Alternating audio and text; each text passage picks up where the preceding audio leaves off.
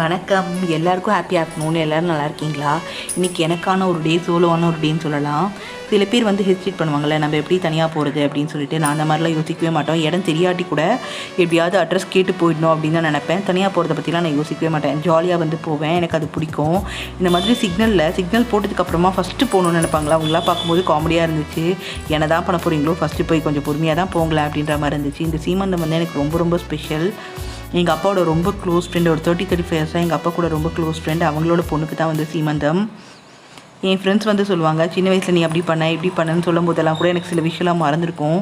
ஆனால் இந்த பொண்ணோட அம்மா வந்து என் கூடவே இருந்தாங்க. என்னோட டெலிவரி அப்போது என் பொண்ணு பிளட் வாமிட் பண்ணும்போது ஆன்ட்டி தான் கூடவே இருந்து ஆன்ட்டி கூட வந்தாங்க. பிளட் வாமிட் பண்ணுறா, ஐயோ குழந்தைக்கு பிளட் வாமிட் வந்துருச்சு என்னன்னு பாருங்கள் அப்படின்னு சொல்லிட்டு நாங்கள் தான் தூக்கிட்டு ஓடணும். இந்த மாதிரி ஸ்பெஷல் மூமெண்ட்ஸ் எல்லாம் நான் வந்து எப்போதுமே மறக்க மாட்டேன். ஸோ வேண்டாம்னு சொல்ல அங்கிள் சாப்பிட்டு தான் போகணுன்னு ஒரே பிடிவாதம். ஸோ இதோட இந்த வீடியோ முடிஞ்சிருச்சு. இன்னொரு வீடியோவில் பார்க்கலாம். தேங்க்ஸ்.